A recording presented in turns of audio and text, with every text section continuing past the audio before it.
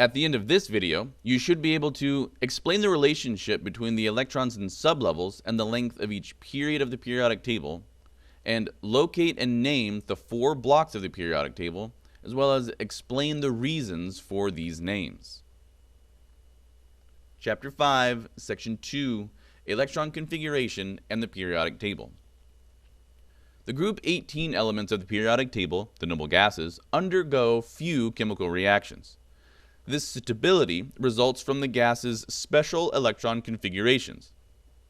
Helium's highest occupied level, the 1s orbital, is completely filled with electrons, and the highest occupied levels of the other noble gases contain stable octets. Generally, the electron configuration of an atom's highest occupied energy level governs the atom's chemical properties. Periods and blocks of the periodic table. While the elements are arranged vertically in the periodic table in groups that share similar chemical properties, they also are organized horizontally in rows or periods, which is also shown in figure 5-6 on pages 130 to 131 in your text or on the screen now. There are a total of 7 periods of elements in the modern periodic table. As can be seen in table 5-1 on page 128 of your text or on the screen now, the length of each period is determined by the number of electrons that can occupy the sublevels being filled in that period. In the first period, the 1s sublevel is being filled. The 1s sublevel can hold a total of 2 electrons.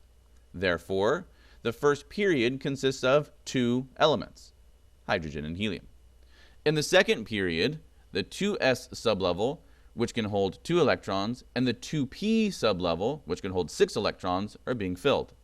Consequently, the second period totals 8 elements. Similarly, the filling of the 3s and 3p sublevel account for the 8 elements of the third period. Filling 3d and 4d sublevels in addition to the s and p sublevels adds 10 elements to both the fourth and fifth periods. Therefore, each of these periods totals 18 elements. Filling 4f sublevels in addition to the s, p, and d sublevels adds 14 elements to the sixth period, which contains 32 elements. And as new elements are created, the 29 known elements in period 7 could, in theory, be extended to 32. The period of an element can be determined from the element's electron configuration. For example, arsenic, As, has the electron configuration of argon 3d10, 4s2, 4p3. The 4 in 4p3 indicates that arsenic's highest occupied energy level is the 4th energy level. Arsenic is therefore in the 4th period of the periodic table.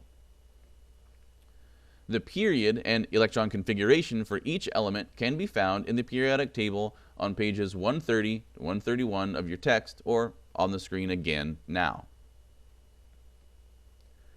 Based on the electron configurations of the elements, the periodic table can be divided into 4 blocks, the S, P, D, and F blocks. This division is illustrated in figure 5-5 on page 129 of your text or on the screen now. The name of each block is determined by whether an S, P, D, or F sublevel is being filled in successive elements of that block. The first energy level has only a 2-electron s orbital, so period 1 holds 2 elements. Period 2 contains elements in which the second main energy level s and p orbitals fill. This period holds 8 elements. For period 3, the third energy level fills the s and p orbitals. This period holds 8 elements. In period 4, the fourth level fills its s orbitals, after which the third level d orbitals and fourth level p orbitals fill. There are 18 elements in this period. Period 5 is similar in structure to period 4. In period 6, the 6th level s orbitals fill, followed by the 4th level f orbitals, 5th level d orbitals, and 6th level p orbitals. There are 32 elements in this period. Period 7 is similar in structure to period 6. The period of an element can be determined from its electron configuration. The period number is the same as the number of the last s orbital listed in the electron configuration. At this point, you should be able to explain the relationship between electrons and sublevels and the length of each period of the periodic table, and locate and name the 4 blocks of the periodic table, as well as explain the reasons for these names.